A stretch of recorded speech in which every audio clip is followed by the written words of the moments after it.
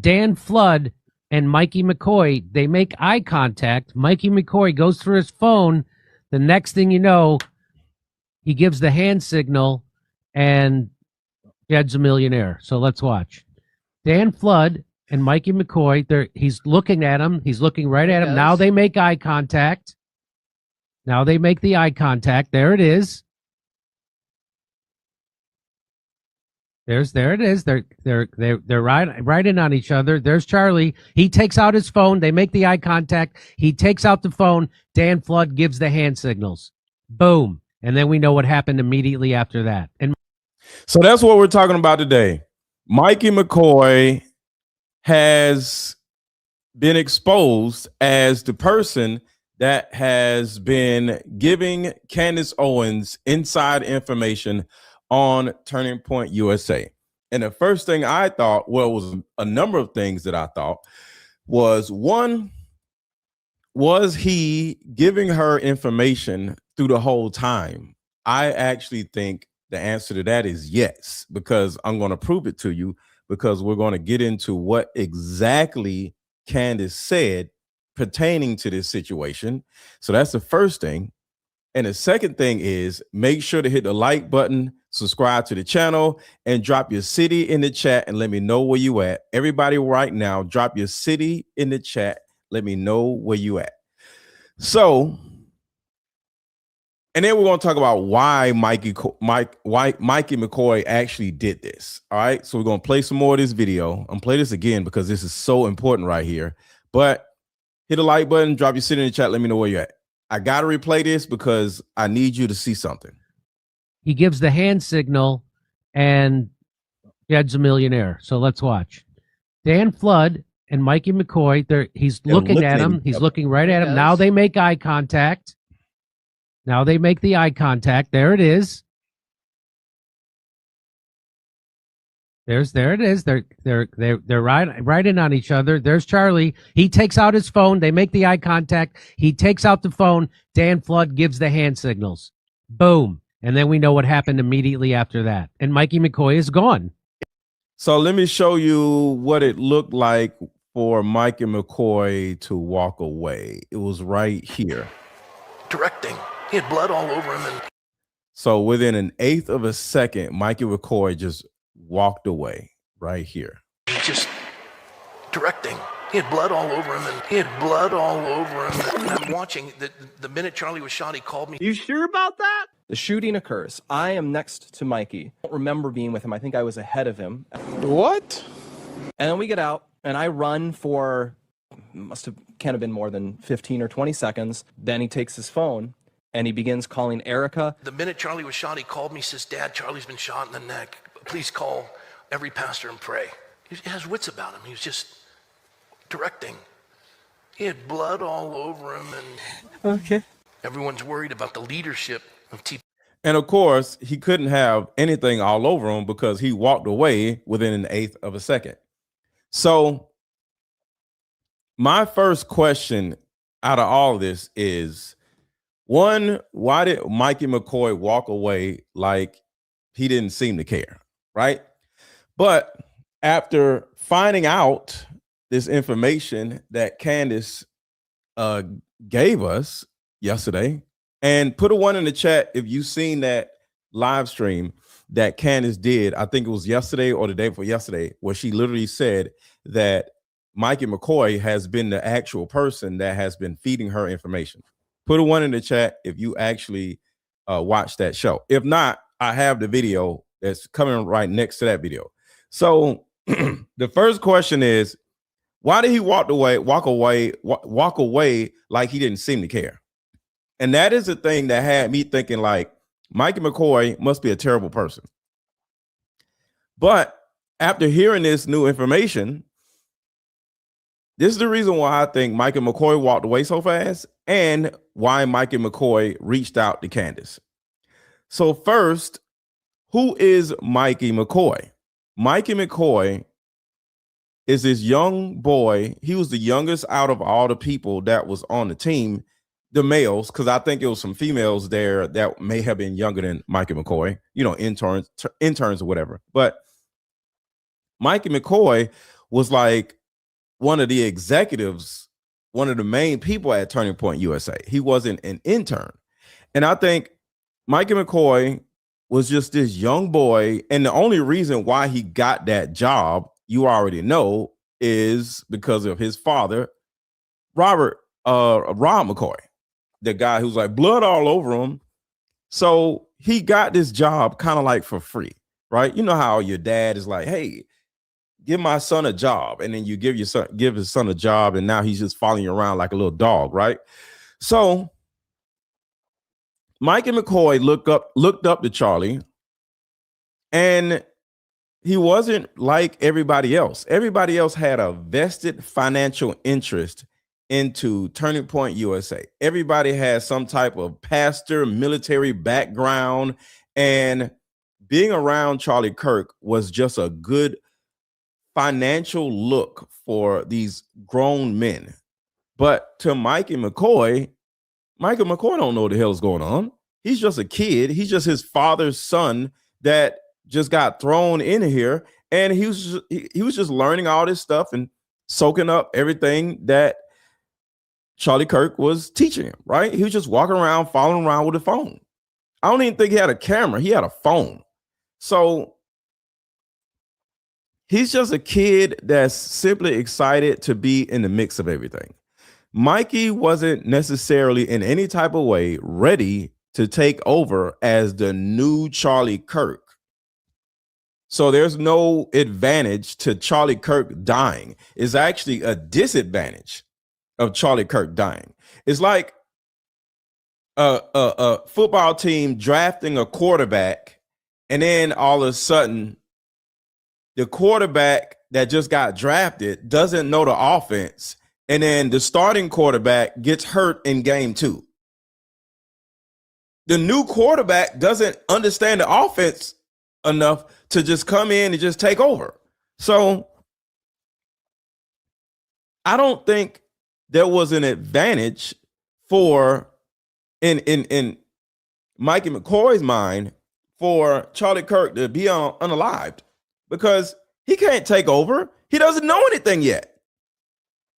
So to me, it seemed like he was just happy to be there. There was no strategy. There was no vested interest where, some people are like, we got to get rid of him so I can be the next person. That was Erica Kirk, because in my opinion, I think Erica Kirk is a part of this, and she wanted to take over Turning Point USA. But out of all people, Mikey McCoy didn't know enough. So there's no reason for Mikey McCoy to want this to happen. Mikey McCoy may not have even understood why they were trying to get rid of Charlie.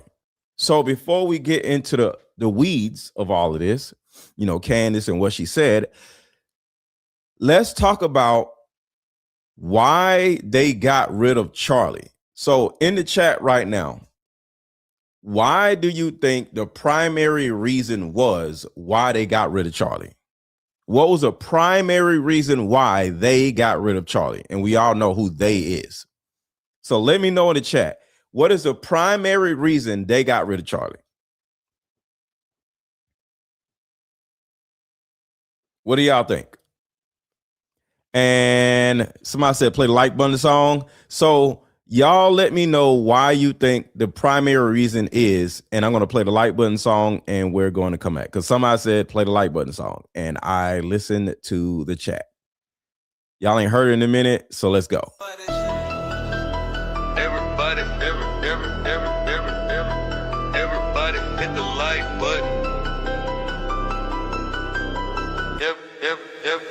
Everybody hit the like button. Everybody hit the like button. Everybody hit the like button. Everybody hit the like button. Everybody hit the like button. If you got something to say, drop it in the comments. Don't be acting afraid. What? Everybody hit the like button. Everybody hit the like button. If you got something to say, drop it in the comments. Don't be acting afraid. Drop the city in the chat. Let me know you at. Drop the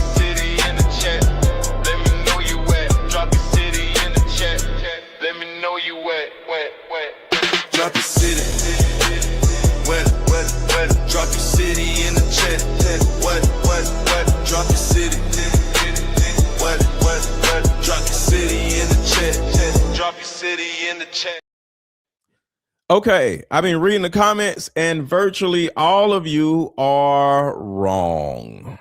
Sorry, but in my opinion, virtually all of you are wrong. It's not for some money. It's not because I'm not going to say y'all are wrong. I would say y'all did not hit the nail on the head. Let's say that. The reason why, in my opinion, they got rid of Charlie was solely because of Iran. It was solely because of Iran. There was an understanding that America wanted to go to war with Iran. And if you guys remember, the number one person that was against the war with Iran was nobody else other than Charlie Kirk. So once you realize that Charlie Kirk has grown to be this really powerful person, we can't go to war with Iran with Charlie Kirk still being alive, because Charlie Kirk is going to be right there saying, well, I told y'all not to do this, because everybody knew that this whole situation was going to blow up in everybody's face, but they needed to do it anyway, because for whatever reason, they needed to do this. Okay. So I thought it was stupid. Everybody thought it was stupid, but let's look into this real quick. Let's break this whole thing down. So I think this whole situation was about Iran in particular. And when you look at that one little part, it'll give you an understanding that Mikey McCoy had nothing to do with this, because this wasn't about Turning Point USA. This was about Donald Trump. So in my opinion, Donald Trump is the biggest culprit of all this, and not the blue country. The blue country, of course, yes, but I think the Iran war was big, like not Iran war. Donald Trump had a lot to do with this. And I don't want to get arrested. I don't want to get in any trouble, but I think Trump himself had a play in all of this also. So let's watch this video right here. This was predicted on video by a Russian early as 2013. So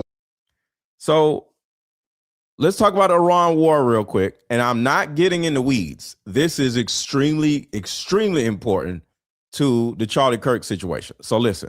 Believe it or not, this was predicted on video by a Russian politician as early as 2013. So what's their plan? They still need to occupy 7 more Arab countries, crush Syria, and destroy Iran with a military strike. America needs to weaken China.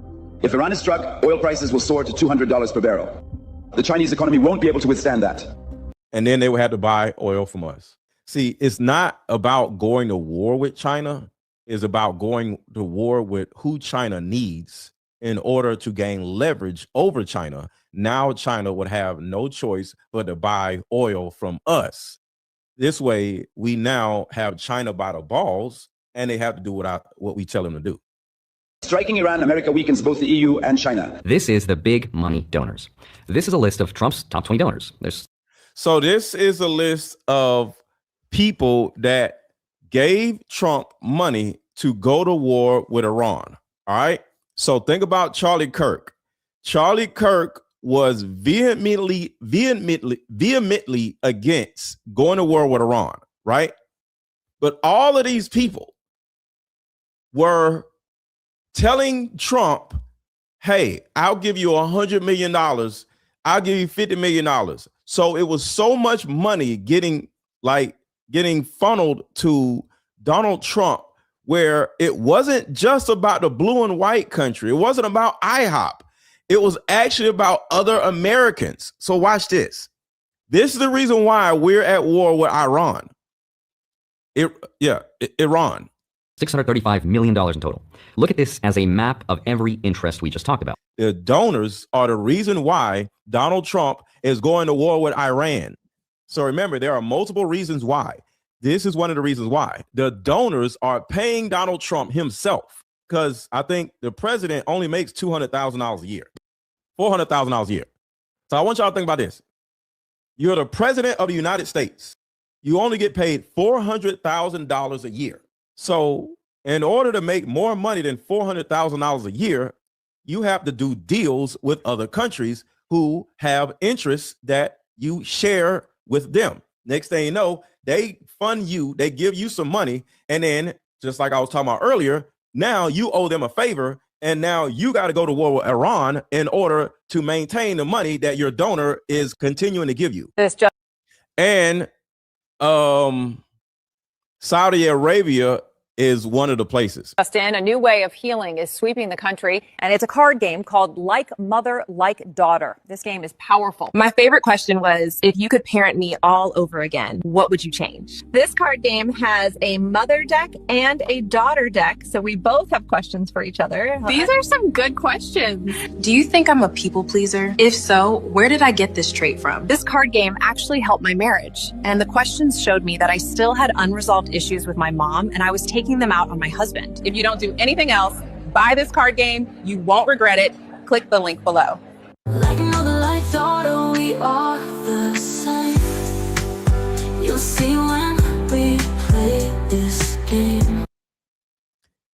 Mother's Day is about 6 days away. Mother's Day is 6 days away. Mother's Day is 6 days away. Get your Mother's Day gift right now. Get your mother-daughter card game right now. There are multiple people in your family that this card game can help. It's the perfect Mother's Day gift. We still have card games, so make sure to get your card game.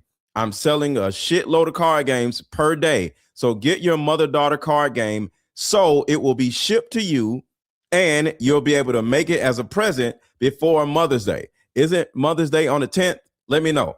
I think Mother's Day is on the 10th, right? Get your Mother's Day gift, the best Mother's Day gift you can ever give to any mother. Get the card game, get the card game, get the card game. Isn't Mother's Day on the 10th, right? All right, so let's keep going. This is a list of Trump's top 20 donors. Miriam Adelson, and Miriam Adelson is the main person that we're paying attention to right here. She's the person that actually is getting Trump to go to war with Iran. Miriam Adelson is the main person on. So as y'all can see, y'all can easily see Elon Musk is on his list. Timothy Mellon, Miriam Adelson, she donated $105 million. So let's keep going on this list. Trump's top 20 donors that gave him $635 million. Look at this as a map of every interest we just talked about. For example, number 1, Timothy Mellon, old banking and transportation dynasty, financial industrial complex. Number 2, Elon Musk, Tesla, SpaceX, Starlink, XAI. His companies hold billions and billions in Pentagon contracts, and his AI company just entered a program to build autonomous drone swarms for the military. That's the technological industrial complex and the military industrial complex in one person. There's number 3, Miriam Adelson. She has spent decades as the single biggest pro-Israel donor in American politics. Right there. She is the primary person. And somebody says also blackmail, 1000%. Blackmail is a part of this also with the Epstein files. Yes. Everybody thinks we're going to war with Iran because of the Epstein files. Let's go to war, then you can't impeach me, then you can't do this, and then it takes attention off the Epstein files. No, this is way bigger than the Epstein files. This is all financial. This is all leverage. This is about leveraging the United States against China. Probably 25% of this is about the Epstein files, y'all. Nobody cares about the damn Epstein files, because guess what? Y'all can't do shit about it anyway. Nobody cares about the Epstein files. And I mean, you know, them, the higher ups, they don't give a shit. She's been pushing for a regime change in Iran. That's $105 million towards the policy we just watched happen. She's been pushing for a regime change in Iran. That's $105 million towards the policy we just watched happen. Right? So now listen to this. He's going to break down why all of these different people had a vested interest in the war with Iran. And we're going to get into the Erica Kirk, Charlie Kirk, Mikey McCoy situation. We're still in it, but I'm giving you an understanding of why all of this is happening and why they actually got rid of Charlie Kirk. This is why.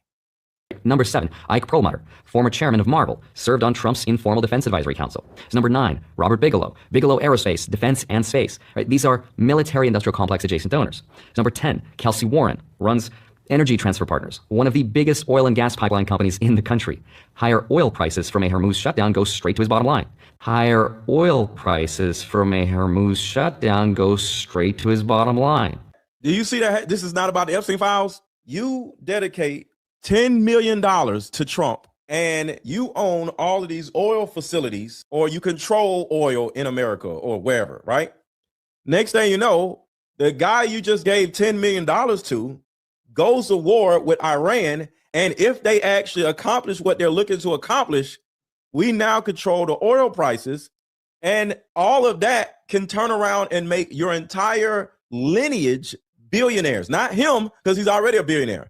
Your son, and then your grandson, and then your grandson's son, and your great-great-great-grandson are now billionaires because of what you did with $10 million and what America accomplished with the war in Iran. This is how big all of this is. Number 15, Howard Lutnick, indirect ties to Cantor Fitzgerald, has huge interests in Tether, and whose company allegedly bet against the tariff policy while advising the president on the same policies. Right? He's now the Commerce Secretary. Number 16, Paul Singer, runs one of the most powerful hedge funds on earth. His fund's most recent public filings show hundreds of millions of dollars in defense and energy index funds, which all went up the moment the strike started. So here we have tech, defense, right? Oil, finance, Israel, every interest group that is represented here. This is their return on investment. And this is only what we know publicly. Now, some people also believe this has all been prearranged, right? Like the deal was made a while ago, and what we're watching on TV and social media is all just theater. So that right there gives y'all an understanding of why they had no choice but to go to war with Iran. Okay, so back to Charlie Kirk. Charlie Kirk was vehemently against the war with Iran, which means that we can't go to war with Iran if Charlie Kirk is still walking around. So in my opinion, all those people had a vested interest in Charlie Kirk getting unalived. So this isn't about taking over Turning Point USA. This isn't about just some money. This is about, like, of course it's about money, but I'm not saying it's not about money, but it's not about taking over Turning Point USA. This is about a global oil war and not just some Turning Point USA money. Okay. All right. So with all that being said, Mikey McCoy is a possibility that he doesn't understand all this stuff. He looks up to Charlie Kirk like, you know, a big brother, right? And that might be the reason why he walked away so fast, because I want y'all to think about this. Directing. All right, so just watch this. He had blood all over him. So just think about this, because I want to have some empathy for this young man. Just directing. He had blood all over him, and he had blood all over him. So why did Mikey McCoy just walk away so fast? In my opinion, I think everybody knew what was about to happen because it was all orchestrated. And once it happened, Mikey McCoy was so nervous where all he can do was just walk away. And he walked away crying. And if he would have stayed and tried to help, he would have been a dead giveaway on how all of this was a setup. Because I think Mikey McCoy loved Charlie Kirk so much where he would have just fell to his knees crying like, oh my God, And everybody would have looked at Mikey McCoy like, what the hell is wrong with him? Because there's one thing about like, oh my God, what's going on? Ah! Right? But there's another reaction that would look weird and disingenuous if he would have just dropped to his knees like, no! Ah! Right? Everybody would have been like, why is he acting like he's mad? He doesn't even know what's happening. So it would have looked like he knew what was about to happen, and it would have been a dead giveaway. So the only thing Mikey McCoy could do in this situation is just walk away, because I don't think he knew what else to do, because everybody was in on this. This guy. Can anybody explain to me this young man that was standing in front of Charlie? Remember this guy? Everybody was in on it, including Hunter Kozak. So can anybody explain to me why this young man that was standing in front of Charlie Kirk is practicing being outraged at seeing Charlie Kirk get shot or assassinated or whatever before he even arrives at the event? Do you know how many mass shooters there have been in America over the last 10 years? Well, I don't want to show the next part. Somebody said he knew and just walked away because he was part of it. Yes, that's what I'm saying. But what I'm saying is the reason why he walked away is because he didn't want it to happen. He was a part of it, but he's too young to stop it or to tell somebody what to do. So the only thing he really could do was walk away, because the look on his face would have been a look of sadness and why did you do this to my friend, instead of, oh my God, what just happened? You know, because when something happens, you have to look shocked. Like, you can't look like, you got to look shocked. Like, what just happened? So I think his blatant anger or sadness would have been a dead giveaway, because he knew what was about to happen, just like everybody else knew what was about to happen.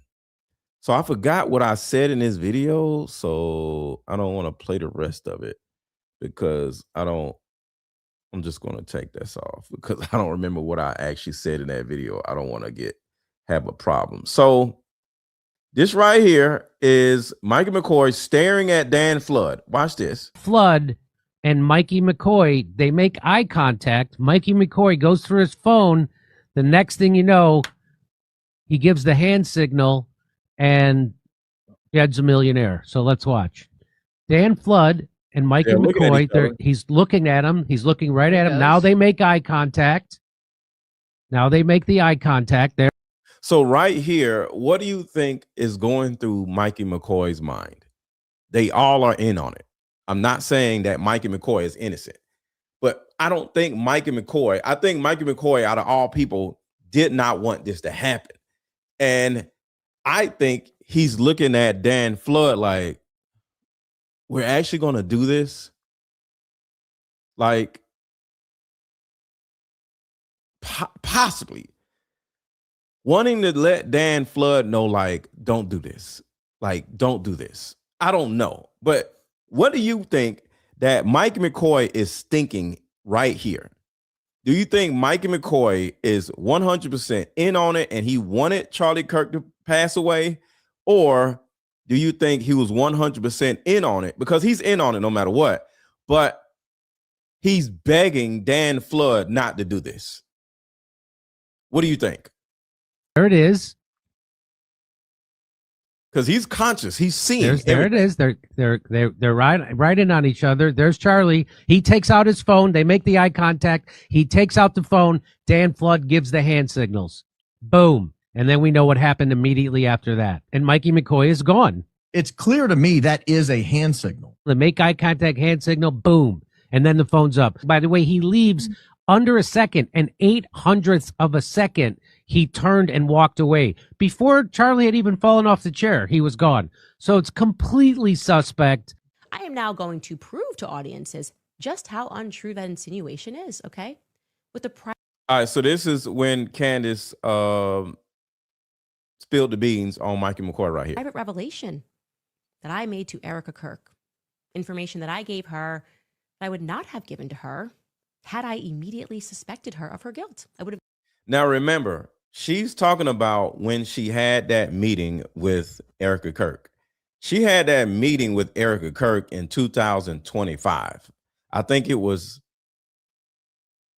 December of 2025. Does anybody remember?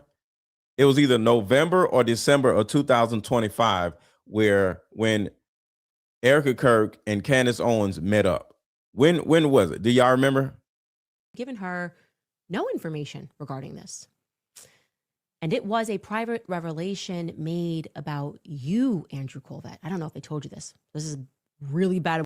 December 13th. Thank you. Way to find out. But since you tried to surprise me yesterday, bam, surprise, surprise, shouty. Is that part of the reason why I suspected Turning Point USA? Part of the reason why I suspected Turning Point USA. When did Candace Owens first start suspecting Turning Point USA in this whole situation? It was super early. So the reason why I'm playing this is to kind of like prove my theory that Mikey McCoy was feeding her information back in 2025 and not recently. So listen to the wording and y'all let me know what y'all think. Listen to the wording. Damn, I went back too far. Sorry. Her, had I immediately suspected her of her guilt, I would have given her no information regarding this.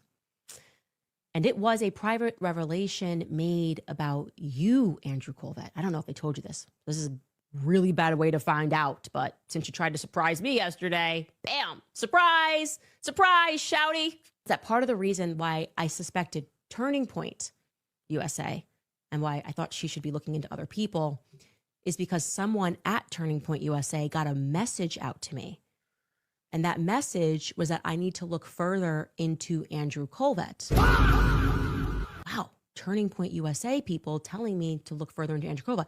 Was it Aubrey, as he tries to insinuate? It was Mikey McCoy. Mikey McCoy got a message out to me via a third-party person that I should look more into Andrew Kulvet. Why would he do that, Andrew? Why would Mikey McCoy say that I should look more into you? And I did look into you. Things got very shady. And that's when I started going, who the hell is Andrew Kulvet, actually? He's obviously not a very good PR agent. Everybody can see that. He's a bit of a blubbering idiot. And shout out to Baron Coleman. Baron Coleman kind of like broke down exactly who Andrew Culvet was last night. I was going to include that into the show, but I didn't want to get too far in the weeds. So going back to the Iran war, I think Mikey McCoy doesn't necessarily have an understanding of why they decided to unalive his assumed best friend. And I think Mikey McCoy now has a vendetta against Turning Point USA because Turning Point USA and everybody else got rid of his best friend. Okay. And this is a little bit more information on why they got rid of Charlie Kirk. China, Mongolia, Kazakhstan. So this is the actual goal right here. India, China, Mongolia, Kazakhstan, all of it. Azerbaijan, Muslim countries. So we're coloring the world blue. So we're coloring the world blue. So we're coloring the world blue. You know what? The numbers, you remember people talked about Israel's isolation? Remember that? Israel's isolation? Pretty soon, the countries that don't have relations with us, they're going to be isolated. And then this. Powerful nations in the world have to go down to their knees. That's what happened to Egypt. That's what's going to happen to America. That's what's going to happen to Germany. That's what's going to happen to France. That's what's going to happen to London. England's going to happen to Poland. That's what's going to happen to Russia. That's what's going to happen to China. That's what's going to happen to North Korea. They're all going to go down. They're all going to go down to their knees, especially the Western ones. What's up, Tamara? Thank you for the super chat. Zohar says that they're going to go down hard for how they treated us over the last 2,000 years, for the destruction of the Second Temple and how they treated us. Hashem's going to take them down hard. He's going to humiliate them on the world stage, Western countries. But we're almost there, guys. It's happening. This is it. And so, yeah, it's less ethnocentric. It's less ethnocentric. Because the reason God's doing this is for his name in this world. And his name being made great amongst us, we already think his name's great. It's the world stage where his name is going to be made great. And that's going to be the ultimate fireworks show. I just want to let you put out what Iran just said. So in case of slightest attack on electricity infrastructure of Iran, the entire region will go dark. All right, so I want to go down that rabbit hole. So this is about the Iran. This was about the Iran war and not about Turning Point USA. So let's get back into this. Kulvet, what are his ties? What are his family ties here? And the more I looked, I did start to see more things. So as you pretend. And make sure to hit the like button. Make sure to hit the like button. And thank everybody for being here. Everybody hit the like button. Everybody hit the like button. What? Everybody hit the like button. Like, we're all just conspiracy theorists and nobody had any good information. As you fire a bunch of employees, like I said, you still cannot produce the information that you are claiming that Aubrey Leitch gave to me that I share on this platform. You were my number one source, Andrew, in the beginning. You just forgot the things that you told me. And that's when I started realizing things were weird. And then I got Mikey McCoy telling me to look more into you. After watching this show, I would say that I had a damn good reason to suspect Turning Point USA. That they were complicit in a cover-up of what happened. Anyway, good luck, Andrew. I hope you're having a good day. Have fun. Drop more messages. Explain that one to the press cycle. I think that's going to catch a couple of headlines. Do y'all think Mikey McCoy is in danger? Yes or no in the chat. Do you think Mikey McCoy's life is in danger? Do you think Mikey McCoy's life is in danger? Yes or no? Why would he say that? Went out to both Mikey McCoy and Andrew Kulvet for a statement. Asked those two questions. Hey, who were you on the phone with? What's going on here? No response. Weird.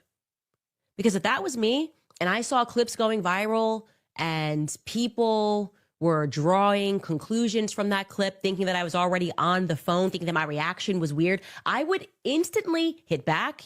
I'd say, here's my call log. You want to know who I was on the phone with? 911, obviously. Right. I was freaking out. So that's another thing. Mikey McCoy did not get on the phone with 911. Nobody called 911 on the team because they were all a part of this. Like, their voice would have been on the 911 call. So Frank Turek didn't call 911. Dan Flood didn't call 911. Mikey McCoy didn't call 911. The cameraman didn't call 911. Nobody called 911. Freaking out. I called 911. I didn't know what I was doing. Here's my phone. Here's my whole call log for that day. But this is... She had the call log. I don't know. I guess we live in a world where that doesn't make sense. Remember, she got Mikey McCoy's call log? He never called 911. I would have issued a statement to dispel any rumors, but they have not. Here's what I want to say, and I honestly understand I'm preaching to the choir here. Everything Nobody about this is wrong. You know it, and I know it. But I actually know it better than most because I helped build that organization. Yep. And that's why I am almost the perfect person to discern what is normal and what is abnormal in terms of what happened at that college campus event. In fact, when I did my tribute to Charlie, this is unbelievable. Remember, just after he died, I posted a video to my friend Charlie Kirk, and I shared a clip of him at a college event, and he and I were laughing, and I'm going to show you that clip in a second. And I said, I don't even know which college this is when I showed the clip because I didn't know what college it was. And unbelievably, It was UVU. it was UVU. I That's kid you not. Let's crazy. rewatch that clip. If you aren't wealthy, white, and male, Charlie Kirk is not your friend. What do you think? Not my friend anymore. Are we not friends? Is This that right? Find out. This is how I'm That's gonna find nice. out. A sign outside of a thing, an event that we just did. That Yeah. You're not my friend. An event we just did. That was UVU. Go figure. It's unbelievable that of all the clips we picked that, and I had no idea it was UVU. Damn. The point is that I hit college campuses with Charlie Kirk for 6 years. I don't believe that there is a single living, breathing person who has spoken at more college campuses alongside Charlie Kirk than me. So I knew that things were weird when I saw first and foremost, the camera guy, the one who takes down the camera. See, the thing about it is, one of the reasons why this is so important is because Candace Owens was with Charlie Kirk at UVU at another date. So when UVU went back out there and everything was totally different from a security standpoint, there was no ambulance. Candace Owens was easily able to say, that's not how they do things. And somebody may say, well, UVU's laws, remember that was a rumor. UVU had different laws. No, they were at UVU at an earlier date, and they were able to have an ambulance. They were able to have security on the roof. They were able to do everything that they had to do. So why is it that when they went back to UVU, the laws were different? They can't have drones up. Well, they had drones up the first time they was at UVU. So that's why this is so important to talk about. They were there before. So Candace Owens herself seen how UVU operated from a security standpoint. Seeing him lingering alongside Charlie at the event flagged me as weird immediately. Let's take a look at this. It's a video of course, Pastor Rob McCoy's son. His name is Mike McCoy. And you're going to see what he does, not in the seconds following Charlie getting shot, but in less than 1 second after Charlie gets shot. These are not seconds, less than 1 second. You're going to watch what Michael McCoy does. First, let's hear his daddy's version of the events. Take it away, Pastor McCoy. As a father, I want to protect my son. And I thought, I got a plan for you, son. He said, Dad, that's not Charlie's plan. And you know what? I'm looking at my son who's 24 years old. Justin's the CFO, chief financial officer, and Mikey's the chief of staff. And I'm watching, the minute Charlie was shot, he called me, says, Dad, Charlie's been shot in the neck. Please call every pastor and pray. Instead of calling 911, he called his dad and said, please call every pastor and pray. The reason why I think he said that is because he was trying to make peace with what happened. He was trying to make peace with what happened. Okay, Dad, y'all got what y'all wanted. Call the pastors and pray. I didn't call 911 like you told me not to. Call the pastors and pray. And was Erica Kirk at UVU? Yes or no? Was Erica Kirk at UVU the day Charlie Kirk passed away? Yes or no in the chat? Was Erica Kirk at UVU? Yes or no in the chat? Yes or no? I want to see what y'all think. So I have a little bit of proof. Shout out to Daily Fredo. Check this out, and we're going to come back to this. Erica Kirk in Utah on 10th of September during her husband's event at UVU. If you remember early reports, media claimed that Erika was there when the shots were fired, which was immediately corrected the next day. But according to Baron Coleman's recent theory, Erika did allegedly fly into Utah Provo at 10 a.m. on the 10th of September. So mind you, 12:23, Charlie unfortunately met his end. So his most recent theory suggests, and he did present very compelling Y'all see that? She was there. Evidence for it too, that Erika could have been in Utah 2 hours before Charlie's unaliving happened. Let's see a bit of Baron's explanation. So this green plane, see this green plane? This is Delta Zulu. This is the Gulfstream 5 that Erika took to meet Candace in Nashville. Everybody drop the rabbit hole emojis in the chat. Everybody drop the rabbit hole emojis in the chat. It's a picture of the rabbit and a picture of the little black hole. Drop rabbit hole emojis in the chat. We are going deep right here. Let's go. Drop rabbit hole emojis in the chat. The rabbit and then the little hole.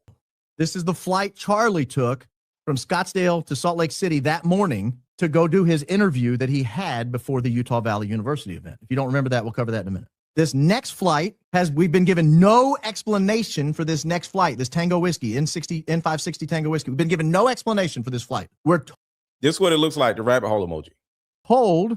Well, it's two emojis. Almost by silence that it doesn't have anything to do with the with TPUSA. I don't believe that's true any longer. I now believe Erica Kirk flew from Scottsdale, Arizona to Provo, Utah on that flight, which puts her on the ground at 10:06 a.m. Remarkably, as soon as she lands, the transponder from the Egyptian plane comes on at 10:05 a.m. So her plane lands at 10:06. 1 minute before her plane lands, the Egyptian plane, this SUBND, this transponder comes on. The plane isn't going anywhere. It's just sitting on the tarmac. I've got a picture of it sitting on the tarmac on that day. I'll show you in just a moment. And everybody subscribe to my channel if you have not. Put a 1 in the chat if you are new to my channel. Put a 1 in the chat if you are new to my channel. And subscribe if you are putting a 1 in the chat. Then the plane that dropped what I believe is Erica Kirk off right here at 10:06 a.m., it leaves Provo, headed to Santa Barbara. I believe that's a repositioning flight to go pick up Andrew Kulvet. After it gets to Santa Barbara at 12 p.m. Utah time, the Big Bang is at 12:23 p.m. Notice there are no flights in the air at the moment of the Big Bang. Everybody make sure to subscribe to my channel. And there's 2 channels I'm on. I'm on Mr. Let Go and then Mr. Let Go 2.0. So subscribe to the channel that you guys are on. Every flight we're looking at happened before the Big Bang or after the Big Bang. There's a 25-minute gap where all planes are on the ground. Let me remind you here the official story presented by Erika from New York Times article. Mrs. Kirk was sitting in her mother's hospital room at 11:23 a.m. local time when she saw the number of her husband's longtime assistant, Mikey McCoy, here on her phone. In retrospect, she said she knew the words, "He's been shot," before Mr. McCoy screamed them. Now it looks even creepier when she says she knew the words before amazing Mikey McCoy screamed them. It almost unintentionally feels like she was waiting for this call. And we also know it was never confirmed that she was in fact at the hospital with her mother. Erika said in interviews that she ran out of the hospital and collapsed in the parking lot. Candace Owens said she wasn't able to find anyone who saw that who could confirm it. Truth is, Erika could have been at the hospital that morning, but earlier, visited her mom and then flew to Utah. So we've got Provo to Santa Barbara. This is a repositioning flight. Andrew's on the ground in Santa Barbara when the Big Bang happens. In my new theory here, my opinion, Erica's on the ground in Provo, Utah, and then the flight leaves from Santa Barbara to Scottsdale. That is Andrew leaving Santa Barbara and headed to Scottsdale, Arizona. Yep. After the Big Bang, and Erika is still on the tarmac because she's supposed to be with her mom in Scottsdale. Then you have the Delta Zulu, the Gulfstream 5, we'll call it the Kirk plane for lack of a better description. This is the flight Charlie Kirk took from Scottsdale to Salt Lake City. It now goes from Salt Lake City back to Scottsdale. We all were led, without them saying it, we were all under the impression this was a repositioning flight to go pick up Erica Kirk in Scottsdale. I no longer believe that. Yes, it's even mentioned in the same article as if on purpose to establish that timeline that Baron is talking about. It says, Mr. Kirk's chartered plane traveled back to Scottsdale to ferry his wife to Provo. He was pronounced as she was airborne. I do not believe she was with her mom at the treatment. I do not believe she was in Scottsdale. I think she was on the ground in Provo, Utah at the airport. That's my opinion. I believe she was on the ground in Provo, Utah at the airport. So this flight right here from Santa Barbara to Scottsdale is Andrew Culvet coming into Scottsdale. The Delta Zulu plane is on its way to Scottsdale to make it look like it was picking up Erika. Shout out to Baron Coleman, man. Baron Coleman is so meticulous. Shout out to Baron Coleman. It was not picking up Erika. It was in fact picking up Andrew Culvet. Scottsdale to Provo.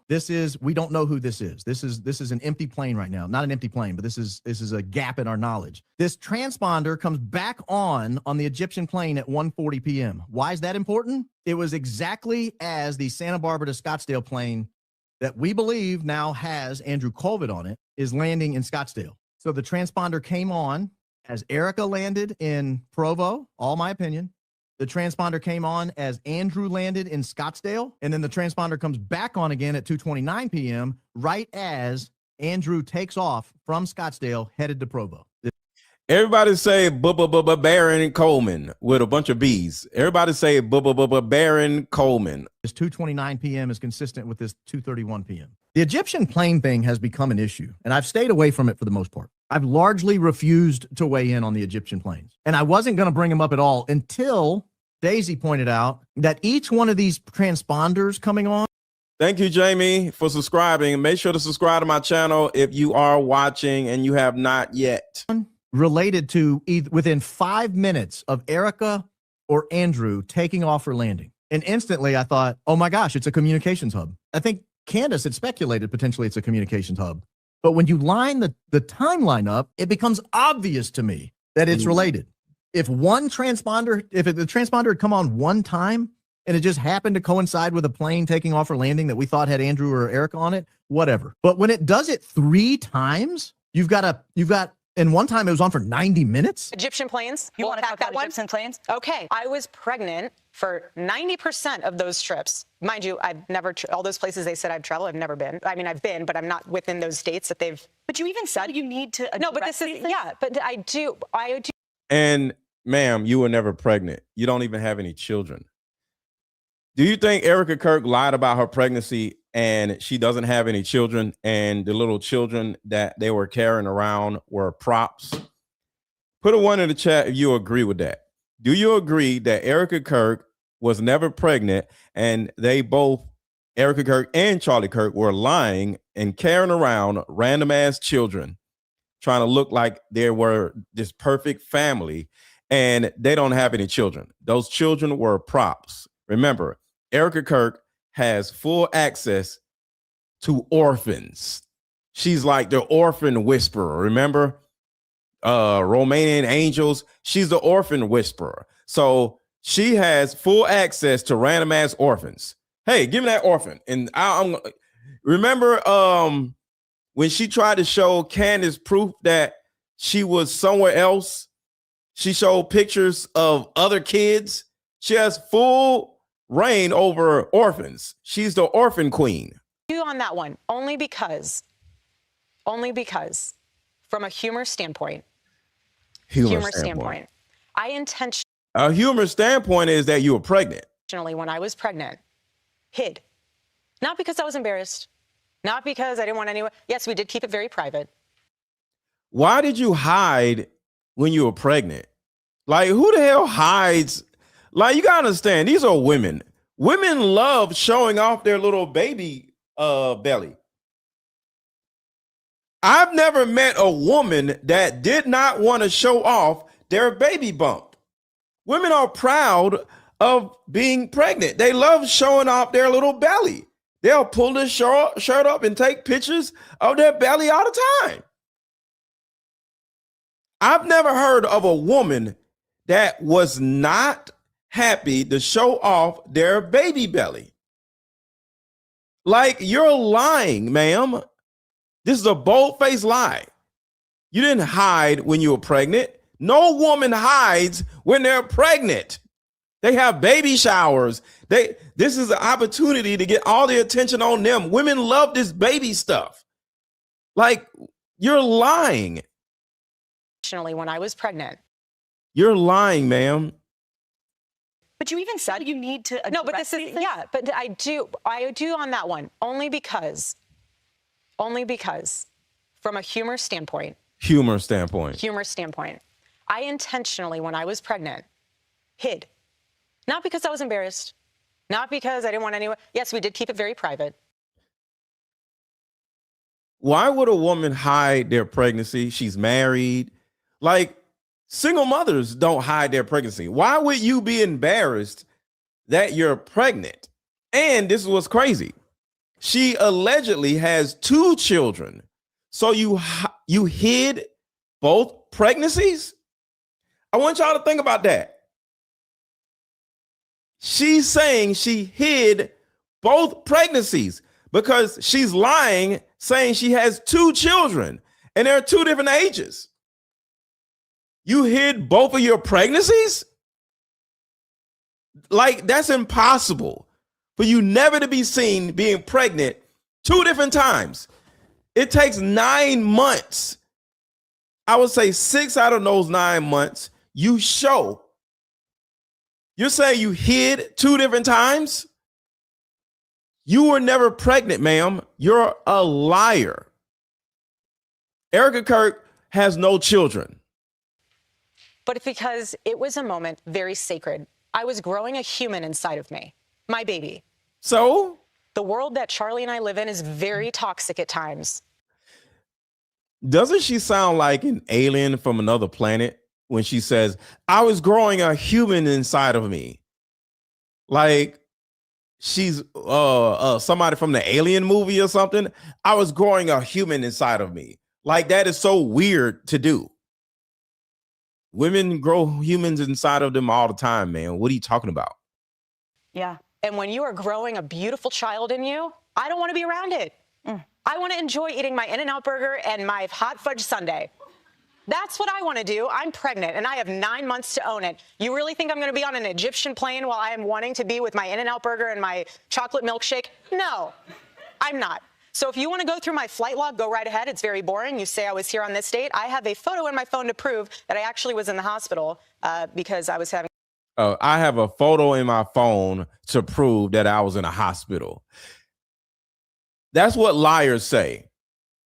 Whenever you get caught cheating, the first thing you're going to do is try to prove that you're not cheating. But if you weren't cheating, you're going to not prove that you weren't cheating because you weren't cheating. You're going to be like, what are you talking about? I wasn't over there. Well, show me proof. I don't have proof because I wasn't there. People start taking pictures of stuff in order to prove that they're lying. They weren't lying when they're actually lying. I took a photo of the hospital. What the hell kind of mess is that? So game on. It would also mean Erica would have seen who else got off the plane with Andrew. Listen to how Candace explains when she asked about whether or not Erica remembers Andrew's wife being on that flight. Strange. Erica did not know that Andrew's wife was aboard the plane to Utah with Andrew because Andrew said that when he landed in Provo, he and Erica collapsed into one another's arms. And when Everybody hit the like button. Everybody hit the like button.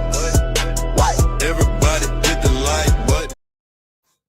I asked the question whether or not he flew with his wife, Erica was unable or unwilling to answer. And they said they would get back to me. And then they got back to me after our meeting and said, yes, Andrew's wife was on the plane with him. And I just thought, well, that's interesting because I didn't tell them. I held that card that Andrew told me that Erica and him collapsed in each other's arms on the tarmac. Also strange is that she waited an hour on the tarmac for Andrew's Kulvet's plane to land. That feels very wrong to me. Feels wrong to me. And I don't think it's accurate. And I think the timeline I presented to here today squares both of those circles. The reason Erica was still at the airport was she wasn't supposed to be there yet. The reason Erica was still at the airport for Andrew to be able to fall into her arms and cry is because Erica wasn't supposed to be there yet. Andrew wasn't supposed to be there for another hour after that. The reason Erica didn't remember or was unwilling to say whether or not Andrew's wife was on board was because she didn't know what the timeline was supposed to be. No one had briefed her on what the timeline was supposed to be. Jesse just told me that he just got on the phone and Charlie's wife is coming to Signature. I'm going to pause it right there. Jesse's wife called Charlie, or Jesse just called. Charlie's wife is coming to Signature. I'm going to pull up on Google Earth what they're talking about. So we know Erica is not flying into poor man's land. That's not how she travels. So that's not going to be Erica there.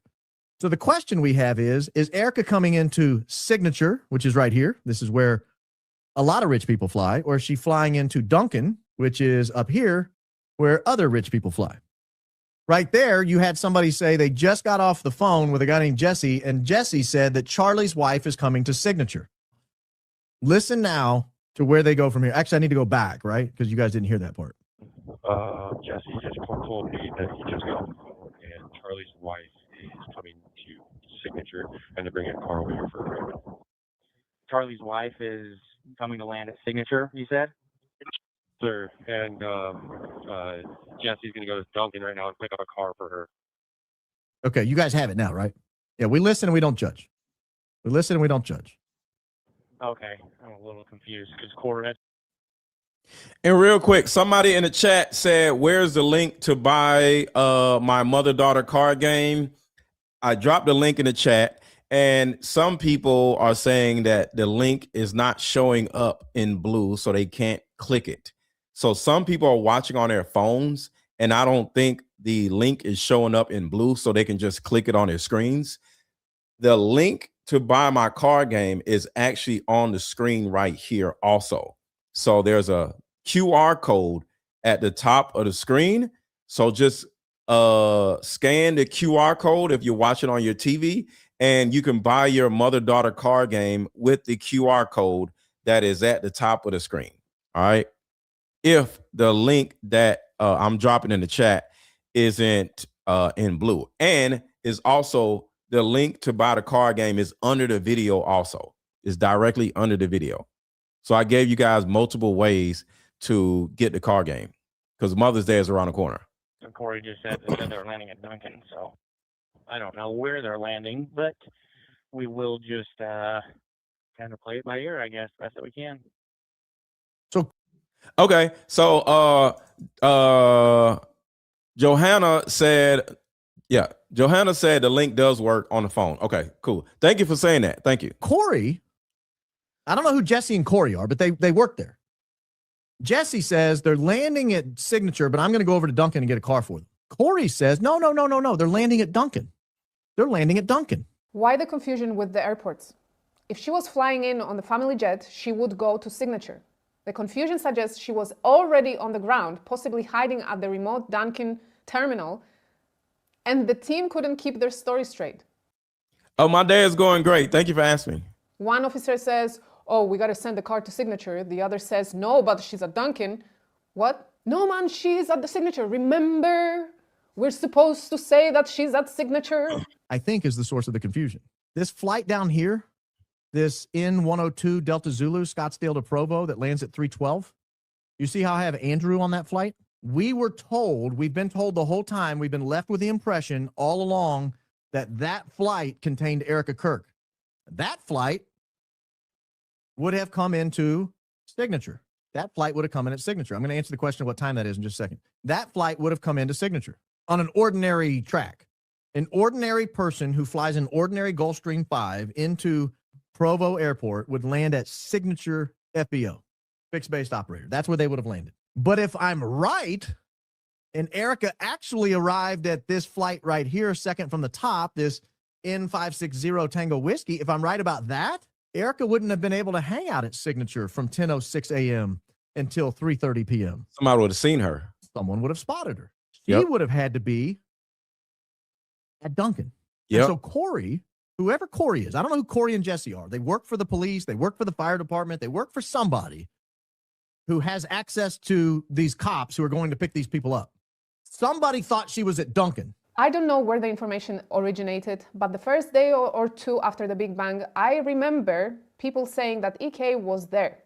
I remember it clearly because it struck me as extremely tragic that she was there and experienced that horrific event firsthand.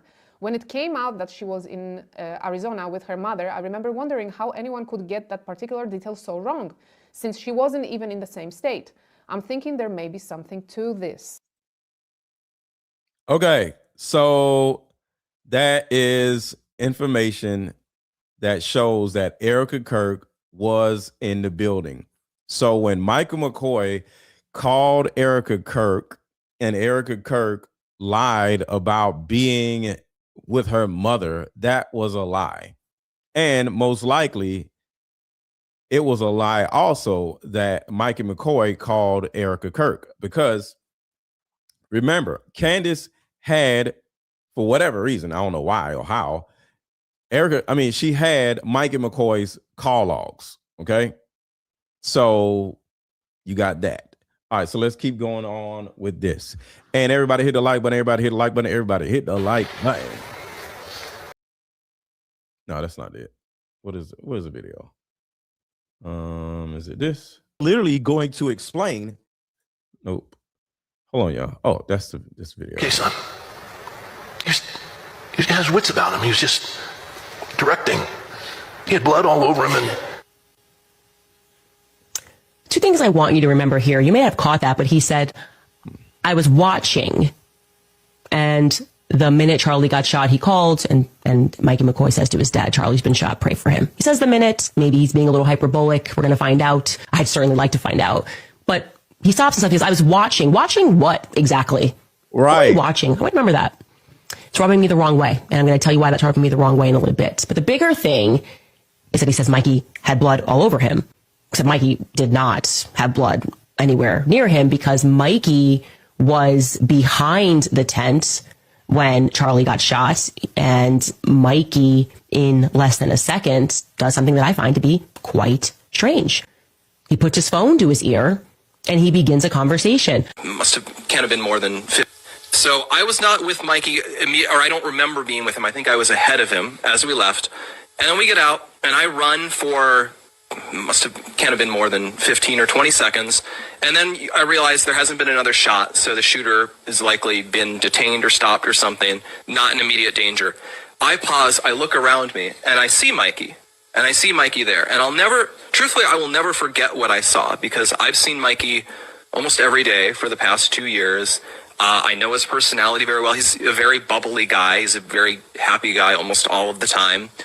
And I'll never forget what I saw because it was clear in the moment that he was profoundly freaked out. What I'll always remember is the way his lip was quivering, which I'd never seen before.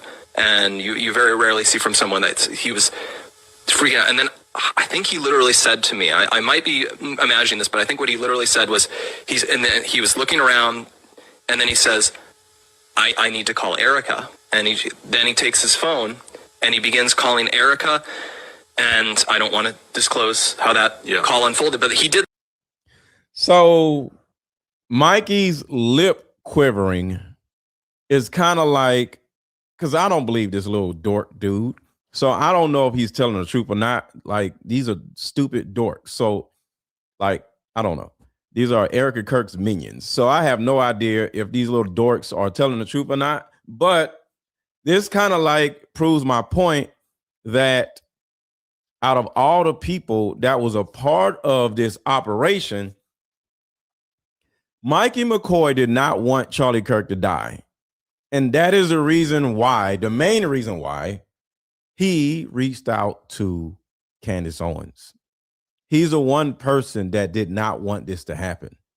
He's a young boy that doesn't understand the need for the Iran war to move forward. He's a young boy. He doesn't understand how Charlie Kirk has to get unalived in order for the Iran war to actually happen. He doesn't know. And do y'all remember this right here? There's another phone call that I had with Andrew Kulvet where I was crying on the phone with him. I mean, I am talking maybe 72 hours max after Charlie was killed. And he was also upset on the phone, but he said something and it's hitting differently the more that I think about it. He said, and I quote, "Candace, it was supposed to be you. It was supposed to be you." Now, at the time, I dismissed this as some sort of bargaining, right? That's an actual stage of grief. You do bargain. You wish that it was this person. You could trade it. Maybe you wish that it was yourself. And to be honest, I did go through that phase of bargaining with Charlie. Like, why didn't it happen to somebody else? Is this a good person? Was Andrew trying to maybe communicate to me after, especially given the fact that I told you that while the actual day on September 10th, while Charlie was in the hospital, he told me that there was a list and that me and Tucker Carlson were on it and that we had to lay low, but he never told me who told him that. I never got a call from the feds telling me that. So I feel like these questions I have now are quite valid. Andrew, by the way, was not the only person who called me on that day and reached out to my family on that day with this warning, immediately cautioning me and Tucker to keep our mouths shut, telling us that we should lay low because there was a quote-unquote list going around. Another person was a very well-known woman who happens to be married to a CIA contractor. Same exact message. You and Tucker Carlson. But, of course, we cannot tell you who we are getting this information from. I'm starting to realize, as I consider who the sources are and their closeness to the military, and now that we've gotten into the story and realized that virtually everybody there that day has these military ties, that threat may have been coming from the government, actually. That the globalized government that we live under, right, LOL to the idea that we have a national sovereignty, may have wanted me and Tucker to watch our friend die. And then that global gang wanted us to know that you will be next if you don't shut up. Like, really, it was supposed to be you. So that's another part of all of this. Remember, I don't remember, like, y'all let me know. I don't remember any time where Candace Owens blatantly or vehemently spoke out against the Iran war when Charlie Kirk was alive. Do y'all remember her talking about the Iran war? Like, we don't need to go to war with Iran. I know I've been saying it wrong. Iran. Do y'all remember? I don't remember a time that Candace spoke out about that. Not over and over again like Charlie Kirk was doing. So it was a time that she spoke out about it. Well, that's possibly why. See, Candace, through this whole time, has been speaking out against Turning Point USA, not the Iran war.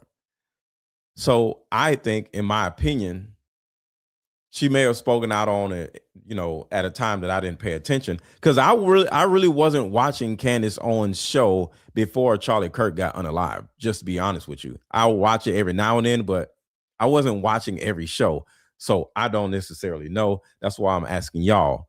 But that's the reason why they did not, sadly or happily, get rid of Candace, because the only person that was so going crazy about the Iran war that doesn't need to happen was Charlie Kirk. So that's the specific reason why they got rid of Charlie Kirk, so they can go to war with Iran. And here's another part right here.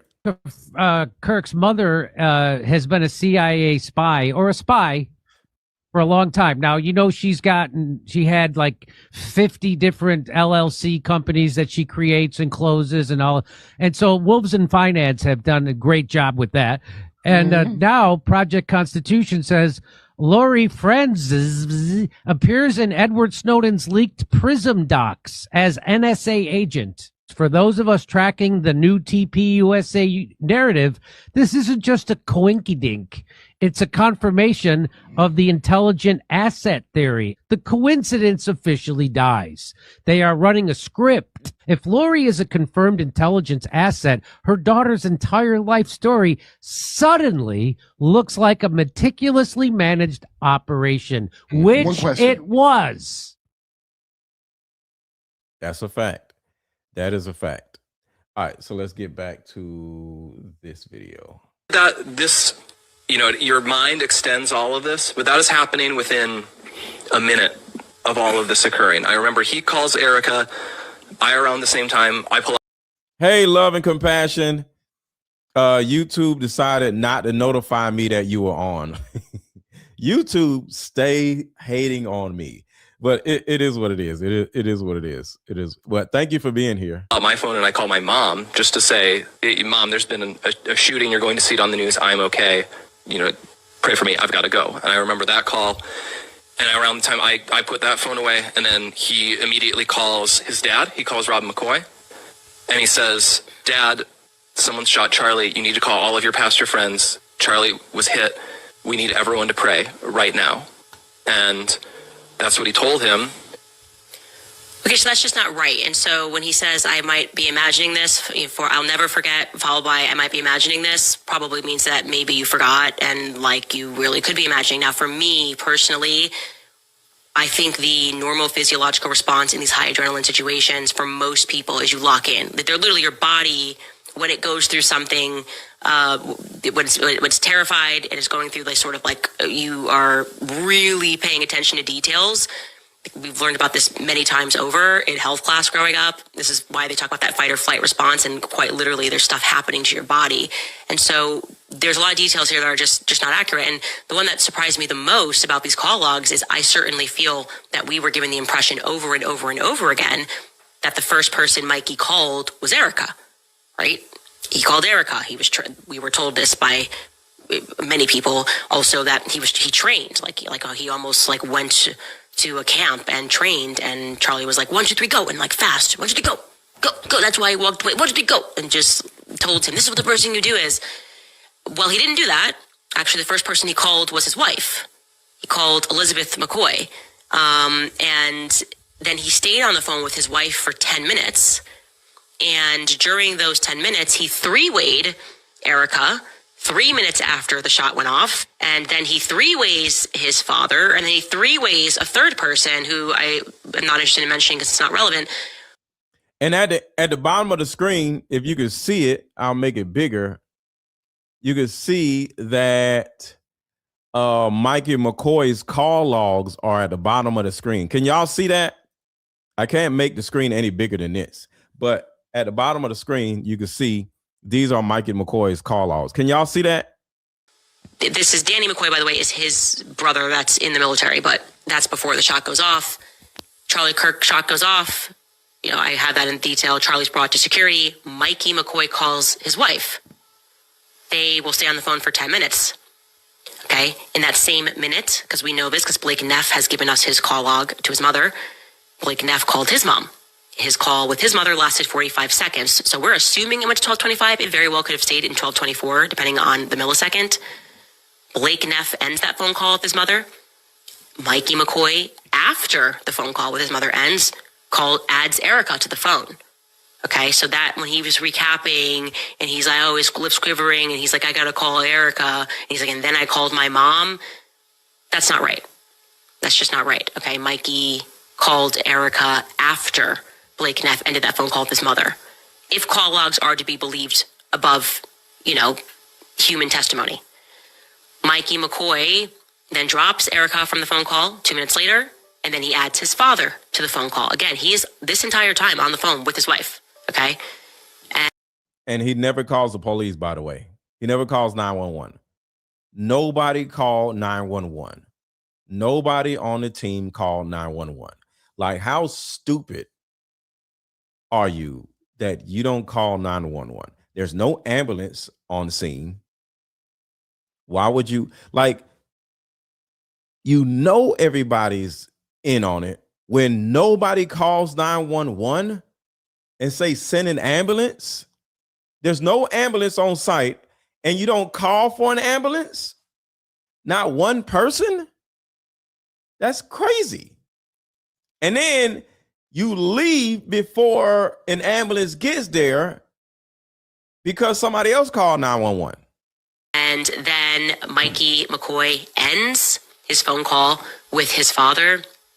He does call another person who I'm not mentioning because it's just not relevant to anything, not a character in the story, rather. And then he ends the phone call with his wife. And a minute later, his brother calls him back and they stay on the phone for 10 minutes.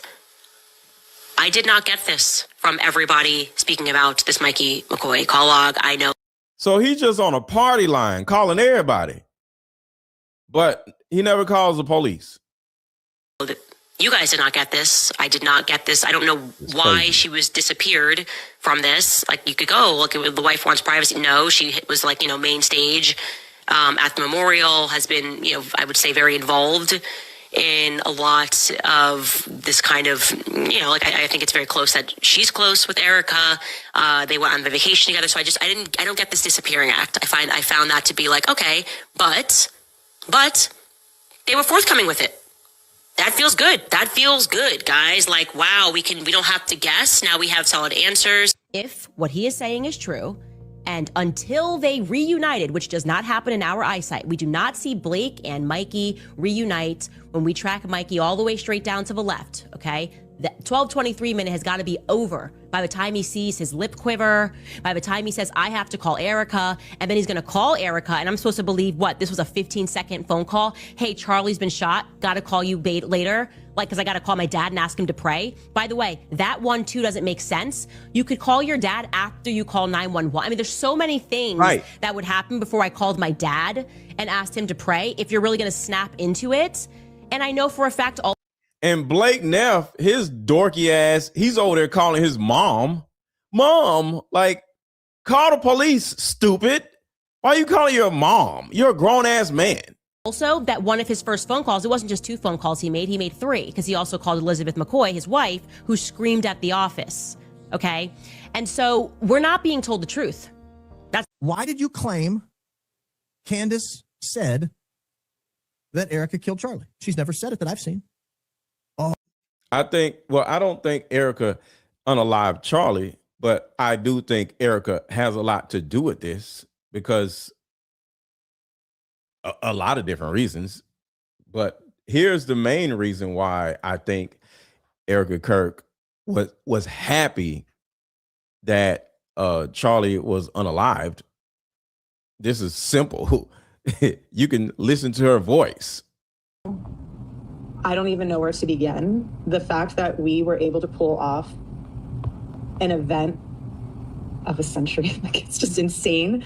We had over 275,000 people that attended, and stadium, overflow, Westgate, insane, you guys. And then you have, was it 100 million? You guys that heard the gospel and all about Charlie and all about everything that you guys do, and the hard work of Turning Point USA is insane. We had thousands that were registered to vote. I think we're at like over 200,000 for merch sales. Don't quote me on that. So that shows you right there that Erica Kirk was 100% happy that Charlie Kirk is dead. And Brandon, didn't you see the text message where she said, yeah, I saw a text message where she was joking around with a friend and she even put a laughing face on it. I saw that. So I don't think Erika unalived Charlie, but I think Erika knew when they were going to do it. Like I showed you already, Erika was in UVU and lied about being there right here. Erica Kirk in Utah on 10th of September during her husband's event at UVU. If you remember early reports, media claimed that Erika was there when the shots were fired. So Erica Kirk was there when the shots were fired. That shows me that Erika did have something to do with this whole thing. So, but no one assumed that's what you were talking about, Erika. So they can say they don't think Erika had anything to do with this. Why the hell was Erika at UVU and not at the actual event? She was sitting on a plane waiting on her husband to get shot. And you don't think she had anything to do with this? Why was your wife? That's like if I have a wife and I do an event in another city or another state, and my wife flies into the state and is just over there somewhere like 30 miles away and isn't with me, and then I get unalived. Why were you over there and not over here with me? And you didn't, and she didn't have nothing to do with this? Why in the world would you fly out to Provo and UVU, fly out to Provo, but not come to the damn college and support your husband? Because you had something to do with it. So I don't understand why they're saying, I don't think she had nothing to do with it. What are you talking about? Yes, she had something to do with this shit. A 15-second phone call. Hey, Charlie's been shot. Got to call you later, like, because I got to call my dad and ask him to pray. By the way, that's the office. Okay. And so we're not being told the truth. That's why did you claim Candace said that Erika killed Charlie? She didn't unalive Charlie. She had something to do with Charlie's unaliving. She didn't pull the trigger. She didn't do it. She wasn't on the roof with the gun. So no, but she had something to do with this, in my opinion, yes. Never said it that I've seen. Oh, but Baron, didn't you see the text message where she said, yeah, I saw a text message where she was joking around with a friend and she even put a laughing face on it. I saw that. But no one assumed that's what you were talking about, Erica. Not a single person assumed that's what you were talking about. I did. It sounded very clear to me, and I think it did to everyone else because everybody had the exact same reaction, what you were trying to say in that moment today is that Candace goes on her podcast or goes to speeches and she says, I believe Erica did it. I believe Erica did it. I believe Erica did it. Just me. I'll be the first to say, I don't think Erica did it. I don't think Erica killed her husband. We all know that Erica was not on a roof. We all know that Erica did not get the exploding microphone. We all know that Erica did not do that, but she had something to do with it. Like, nobody's crazy enough to think how stupid Erica is. Erica is a blibbering idiot. She has no common sense. There's no way in hell Erica can orchestrate the unaliving of a frog, let alone a person. She doesn't have a brain. So we know she didn't do it. Nor do I know a single human being that does. I've never talked to anyone who does. Talked to Candace. I've never heard her say that. Talked to a lot of these other podcasters. Erica has a brain of notebook paper. She can't orchestrate anything. Never heard anyone say that. No one who's ever been on this show has ever said that. I've never said that on this show. I don't know a single person who believes Erica killed Charlie. Not one. So what a weird thing to say. Why would you even bother saying that? That's a good question, Baron. Why would she bother saying that? It was just like an attack from every angle yesterday. And thankfully, the internet just instantly rebounded and hit her in the face. The ball just hit her right back in the face, boomeranged, so to speak. Thankfully, everyone clocked her on that. And then you had Andrew with this ridiculous excuse. Has he yet released the full conversation? The full conversation, the context of that, mocking Ben Shapiro and Barry Weiss. This is when you said this joke, this private conversation about what you were going to say, leaning into what everyone was claiming. If you ask a single question, this is you think Erica killed her husband. Now, let me at first also state unequivocally that I do not believe that Erica Kirk murdered her husband. I've never made that claim in public. Sincerely, I've never made that claim. What I have said and what I stand by today is that her documented lies appeared to me to be rising to a level of conspiracy and that she should be questioned. Okay. Her lack of interest in exploring possible other options, instantly forgiving him. Was there a foreign influence? She doesn't care. Not only that, but like her team is attacking Joe Kent for asking that question, right? Her lying about Dr. Lee Trotter's words. That is significant. You are never going to remove that from the story. Colluding with Andrew Kulvet on an absurd Man of Steel statement and then flatly denying to my face that she did that. So let me show y'all something if it showed up. This right here is Erica Kirk. So this right here is Erica Kirk. Do you actually think this mentally ill person can actually orchestrate the murder of anything, let alone a person? This woman here, and this is not AI.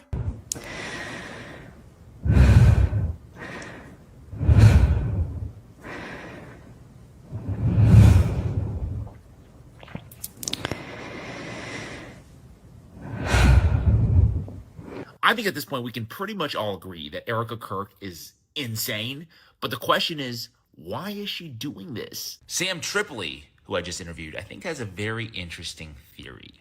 Take a listen. Erica Kirk, like everyone's pounding on Erica Kirk right now. And I would say have a tiny bit of sympathy, not because of the widow thing, but because she's most likely doesn't have a say in what she's doing. She was very early on in her life. Her parents were both CIA. They have no problems with feeding their kids into the meat grinder. I totally agree with this. And she's probably an MK Ultra sex kitten. It's like So Courtney. she's not even aware of what she's doing. She has no say in what she's doing. They tell her what to do. They send her where she has to go. She has her job. Well, why don't they just hide?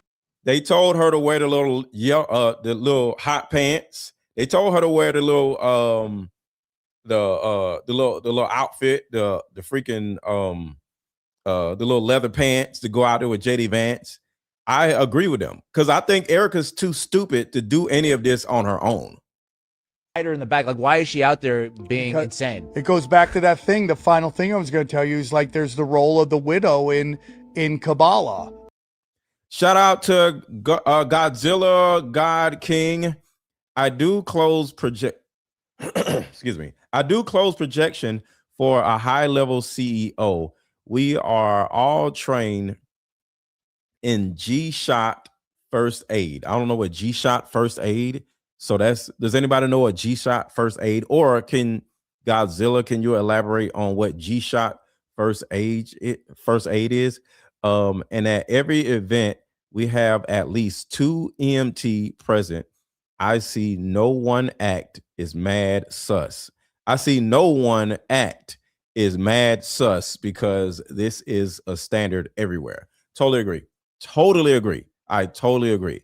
And remember, they did a UVU campus event before. That's what Candace said. And there was an ambulance there. Well, EMTs there. Like she's playing a role right now. It's like Courtney Love, if you ask me, had something to do with Kurt Cobain's death. But I would also tell you that she had a very horrible upbringing. Her father was supposed to protect her, put her through the meat grinder, and she probably doesn't have a lot to say at that point what happened in her life. And I agree with that. And I'm not letting Erica Kirk off the hook. And I'm not saying Erica Kirk is innocent. Erica Kirk is 100% part of this whole operation, in my opinion. Don't sue me, Erica. But in my opinion, she is definitely part of this whole operation. Throwing Andrew Kulvet and the bus, okay? That's not normal. You're never going to make that normal. Donors literally telling me that she is lying about the audio clip that she presented at AmFest, the one that they now assert that they are never going to show us the video component regarding Charlie Kirk saying, Erica Kirk, I appoint my wife, Erika, to become the CEO. Donors saying that actually never went down. He never said that.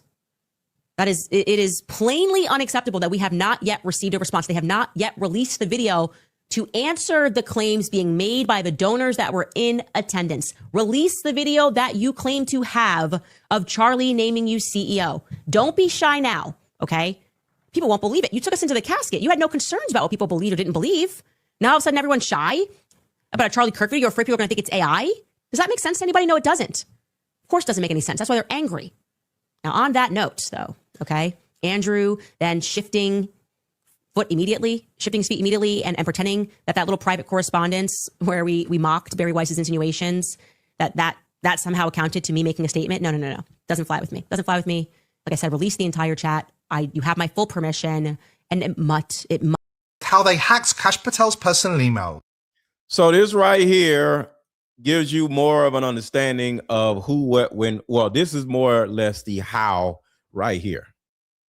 It explains how they hacked Kash Patel's personal emails and reveals some of the explosive information they're sitting on. This is what we've pieced together from the emails and other intelligence sources. Charlie Kirk was never shot with a bullet.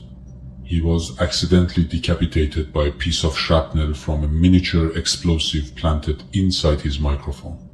The device was supposed to blow out his chest cavity, but the explosive malfunctioned. This just in, a new way of healing is sweeping the country, and it's a card game called Like Mother, Like Daughter. This game is powerful. My favorite question was, if you could parent me all over again, what would you change? This card game has a mother deck and a daughter deck, so we both have questions for each other. These are some good questions. Do you think I'm a people pleaser? If so, where did I get this trait from? This card game actually helped my marriage, and the questions showed me that I still had unresolved issues with my mom, and I was taking them out on my husband. If you don't do anything else, buy this card game. You won't regret it. Click the link below. Like mother, like daughter, we are the same. You'll see when we play this game. Was purchased in May 2025 from the Accurate Energetic Systems plant in Tennessee. Real quick, make sure to get your mother-daughter card game. We got 6 people that bought the card game already today. Make sure to get your mother-daughter card game. Mother's Day is coming up. Mother's Day is on the 10th, if I'm not mistaken. Is it Mother's Day on the 10th? Let me know in the chat. Is it Mother's Day on the 10th? Make sure to get your Mother's Day card game. This card game is for any mother that you know, whether it's a friend, whether it's a coworker, whether it's your own mom, whether you're a man and your wife, and she has a tumultuous relationship with her mom. Get this card game. It will change everybody's life. See, this card game is not just for the mother and the daughter. It's for the husband. It's for the boyfriend. It's for the men. Do you realize, fellas, that the reason why your girlfriend, your wife, your own mother is the way she is because of her relationship or non-relationship with her own mother? Do you know she would be a better woman to you if she didn't have this bad relationship with her mother? And the majority of the things that she's saying or doing around you is her trauma. See, there's a lot of women, I would say most women, who have something called mother wounds. And this card game would help alleviate every woman's mother wounds, where she now can operate as a happier, more free individual instead of being under the trauma responses from what her mother did or mother did not do, because sometimes your mother didn't do anything wrong, but she just neglected you. She put her boyfriend ahead of you. She put men ahead of you. She put her job ahead of you. She kept dropping you off at random people's houses instead of taking care of you because she had to work 2 jobs raising you. So the woman in your life, or you as a woman, has all these issues because she has not been able to sit down and have a loving conversation with her mother and ask her questions about, why did you do this? Why did you do that? There's so many questions that the daughter has to her mother, but she's scared to ask those questions to her mother. And that's why I have 2 decks in each one of these boxes. Questions for the mother to ask to the daughter, and questions for the daughter to ask the mother.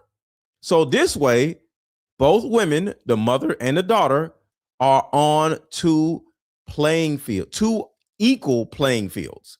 So Mother's Day is coming up on the 10th. Get your mother-daughter card game. Let's get the 15 people that bought the mother-daughter card game. We got 7 people now. One person just bought. We have 7 people that bought the card game. Let's get the 15 people before the card game is over. All right. So make sure to get your card game.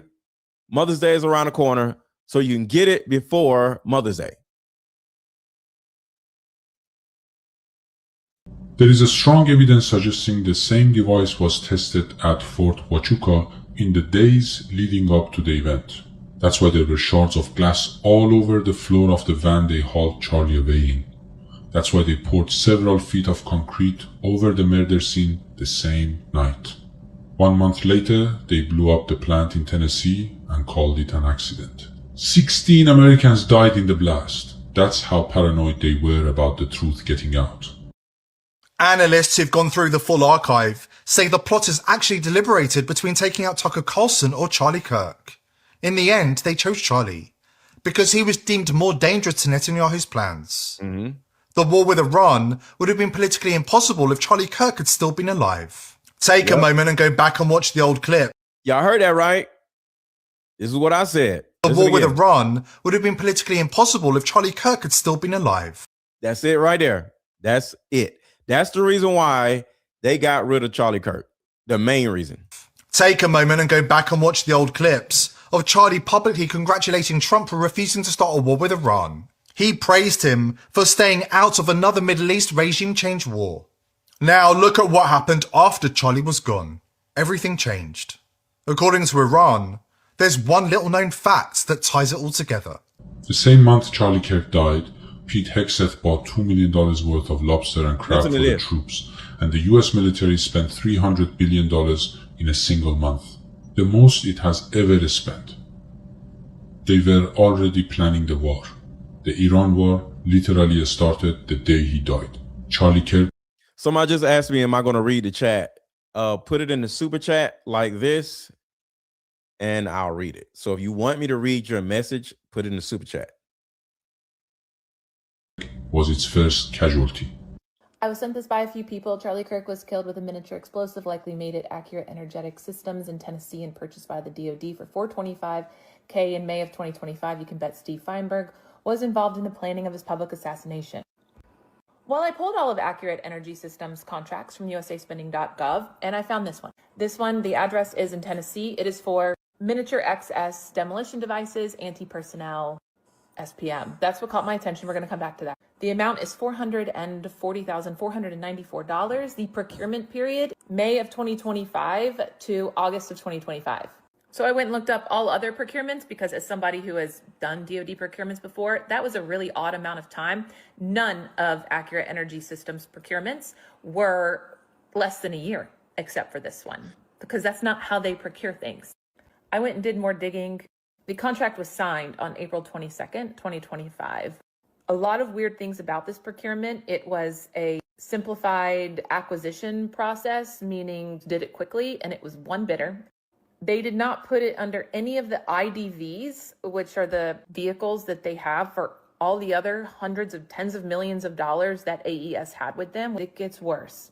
These devices are made for special operations forces, and the XS anti-personnel are tiny ones to kill people. They're put on people.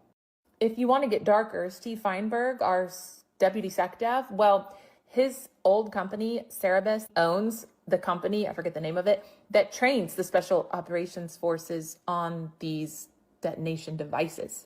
He's the one who put protecting the blue and white country in his priorities as the same as protecting America.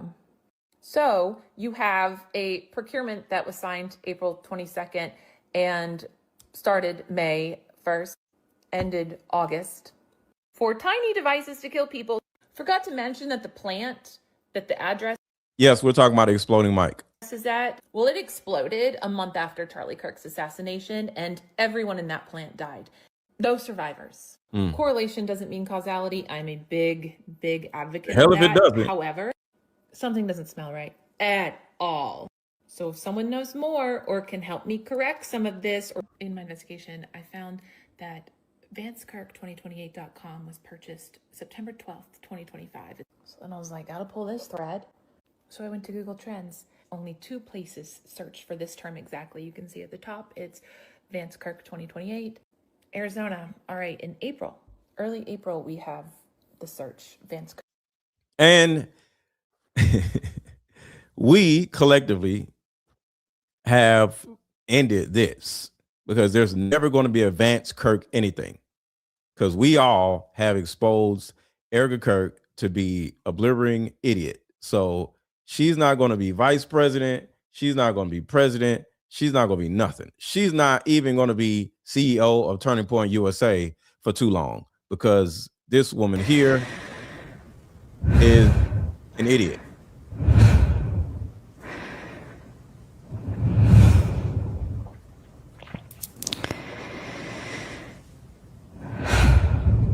So there's never going to be a Vance Kirk anything. There's not going to be a so-and-so Kirk. Erica Kirk has been proven to be a psychopath, a psychopathic idiot. She's stupid, and she's a stupid psychopath. And we all have exposed that on social media 1,000 times. And because of that, we never have to worry about her becoming president or vice president, because the PSYOP was before we blew the whole thing apart is, well, I'm going to let the young lady finish. Where is it? She was going to explain it right here. So listen. 2028. Then week of June, Blue and White Country searches the exact same term. Then someone in Arizona a few weeks later, still in June, looked up the image. So, And the image is Vance Kirk 2020-28. same term, but they did an image search. Then early August, Blue and White Country does a news search. Exact same term. End of September, DC is searching for VanceKirk2028.com. Okay, so you're telling me that the searches started in April, then continued in June with both Arizona and Blue and White looking at it in June, then again in August, a few weeks before he was killed, and then the website is purchased 2 days later. I bet you, if I was a betting person, that look in those two locations, someone purchased that website. Forgot to mention that the plant that the address is at, well, it exploded a month after Charlie Kirk's assassination, and everyone in that plant died. Did you know that the government purchased tiny little lapel mic explosive devices from a company called Accurate Energetic Devices? Yeah! And it's a super weird procurement, too. Check this out. Basically, in April of 2025, this is according to usaspending.gov.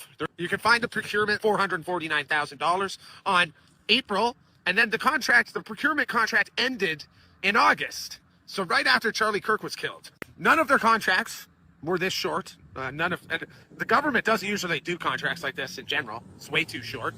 These devices are actually made specifically for Black Ops missions. Yeah, Black Ops. Holla at your boy.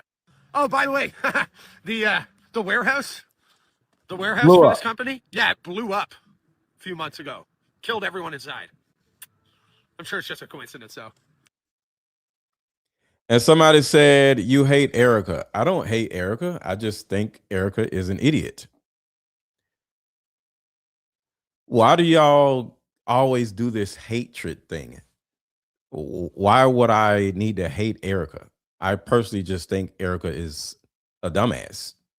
She doesn't really have a brain. I don't think it has anything to do with hate. That's just my opinion.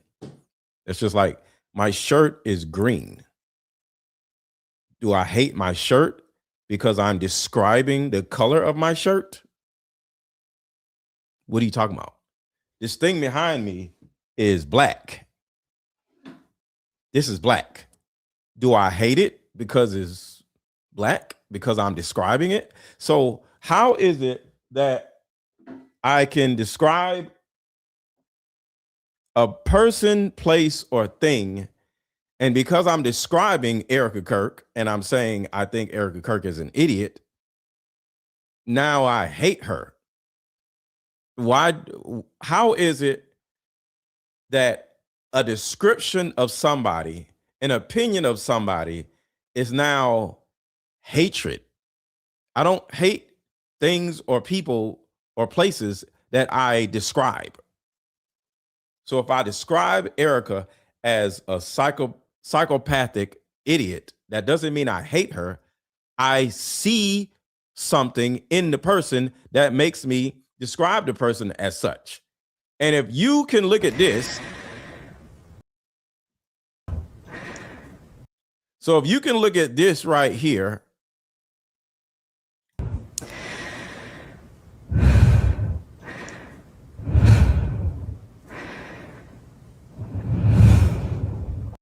and not have some type of conclusion on what you're saying or what you're seeing and say, this woman is a psychopath. This woman is crazy. This woman is mentally ill. Why would you turn around and make the deduction that I hate her? I think something's wrong with her. Something's wrong with her brain. And maybe because she's a woman and I'm a man, you automatically think you hate women. This is what happens. Just because Erica Kirk is a woman and she's acting like a psychopath and I call her a psychopath, you hate her. Why? So because she's a woman, we have to be okay with this? And one, she's a CEO of a company that is running around building chapters in middle schools, high schools, and colleges, indoctrinating young people. And you think that's okay? And two, she most likely has something to do with the unaliving of her own husband.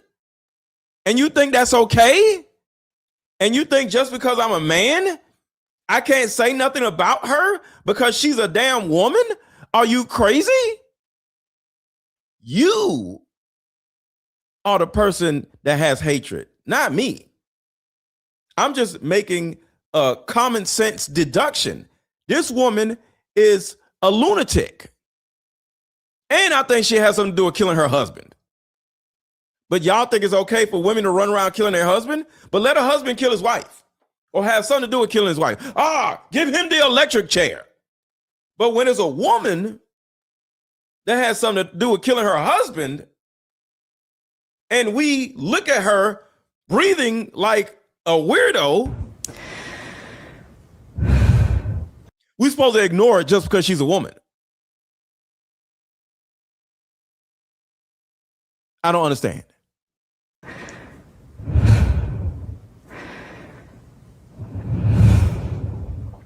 And she did this on purpose. I don't know why, but they did not edit this out. She literally decided to sit on camera and just start breathing into the damn microphone and going like this. And we can't call this damn woman a lunatic. We can't call this woman an idiot just because she's a woman.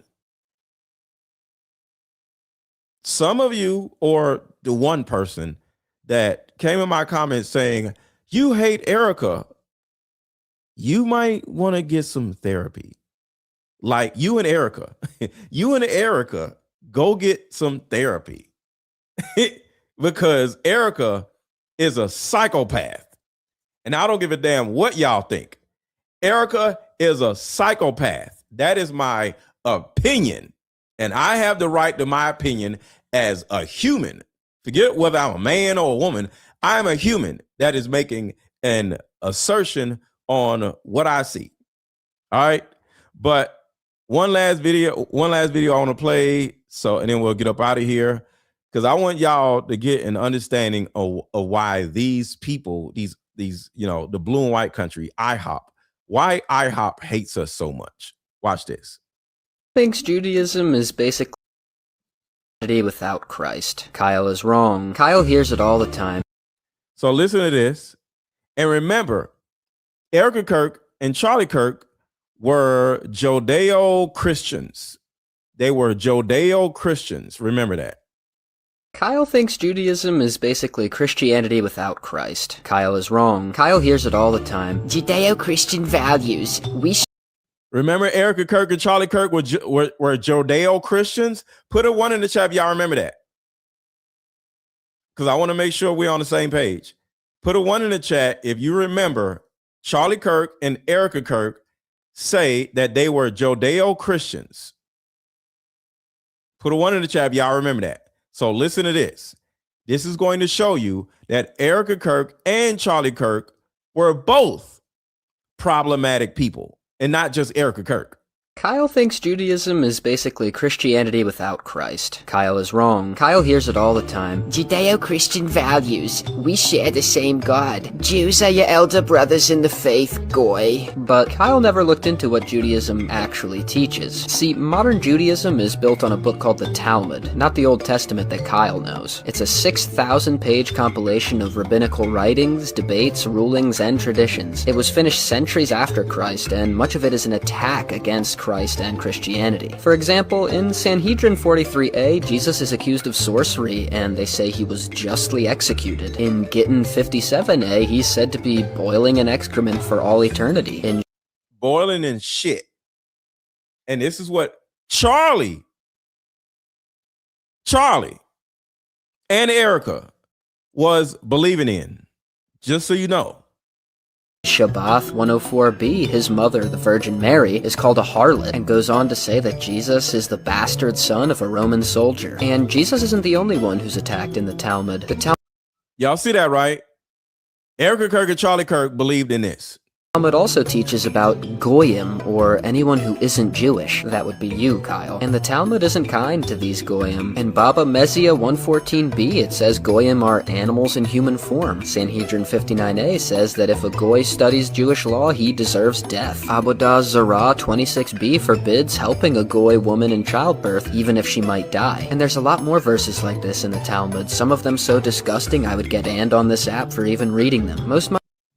So I don't want to go any farther because, well, I'll go a little bit farther. Modern Jews will dismiss it out of hand or say that these horrible statements are just debate among antiquated rabbis, but in Hebrew yeshivas, these teachings are still taught today. Kyle thought the Talmud was just another holy book. Now Kyle knows it's the cornerstone of a religion that rejects and hates Christ and despises Christians. Candace, didn't Jesus say you're supposed to love your enemies? When Jesus said that you're supposed to turn the other cheek, where have you ever turned the other cheek? When Jesus said that the meek shall inherit the earth, if you are a Christian, then I am the second coming of Christ. Okay. Here's what I would like to say to you, Rabbi, since you're quoting scripture. Candace is a Catholic, I believe. The one that's relevant to me is woe unto them that call evil good and good evil, that put darkness for light and light for darkness. And if you'd like to dive into a little more scripture, I think what's relevant is Revelation 3:9. Behold, I will make them of the synagogue of Satan, which say they are Jews and are not, but do lie. And I'm speaking directly to you, Rabbi Shmuley. Judaism is the only religion in the world that our whole entire objective is not to go to heaven. It's not about spirituality. It's about infusing spiritual and physical, masculine and feminine energy. It's about this physical world. Everything has to manifest into this physical world. We've made the decision we're going to war with Iraq. This was on or about the 20th of September. I said, we're going to war with Iraq. Why? And all of these countries are like Thanos Infinity Stones. Put a one in the chat. Y'all remember the Thanos Infinity Stones. So all these countries are like Thanos Infinity Stones. Iraq, Syria, Lebanon, Libya, Somalia, Sudan, and what's next on the list? Iran or Iran. They're like Infinity Stones in the movie. He said, I don't know. He said, I guess they don't know what else to do. I came back to see him a few weeks later, and by that time we were bombing in Afghanistan. I said, are we still going to war with Iraq? And he said, oh, it's worse than that. He said, he reached over on his desk, he picked up a piece of paper, and he said, I just got this down from upstairs, meaning the Secretary of Defense's office today, and he said, this is a memo that describes how we're going to take out 7 countries in 5 years, starting with Iraq and then Syria, Lebanon, Libya, Somalia, Sudan, and finishing off Iran. This is why they killed Charlie Kirk. Charlie Kirk knew about this, and Charlie Kirk was like, yo, what the hell are you doing? No, we're not going to do this. We're not going to do this. And they had to unalive him to get him out of the way. I said, is it classified? He said, yes, sir. I said, well, don't show it to me. Why did the U.S. invade Iraq in 2003? That war came from Netanyahu, actually. If you take out Saddam, I guarantee you that it will have enormous positive reverberations on the region. And the guy's nothing if not obsessive. And he's still trying to get us to fight Iran this day, this week.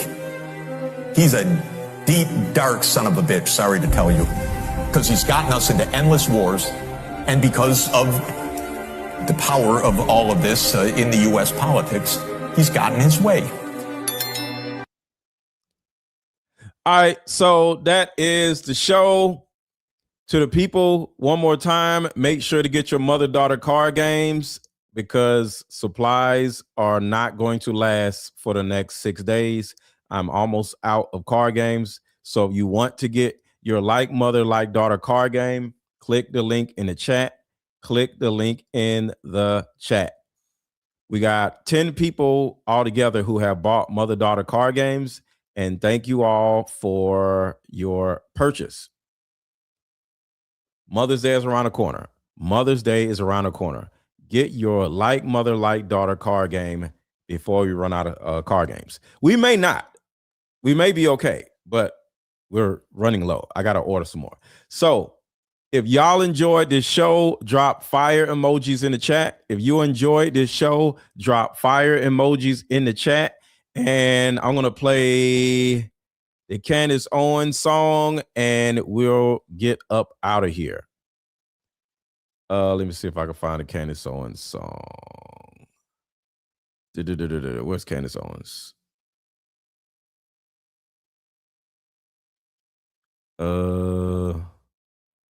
I gotta look for it. All right, I'll play the like button song then. Here it is. Is this it? I want to tell you guys this. There's another phone call that I had with Andrew Kulvet. He said something and it's hitting different. Nope, that's not it. I got a new computer, so all my files are all over the place. I got tired of my computer messing up, so I got another computer. Let's see. All right, I don't know. I'll just play the like button song.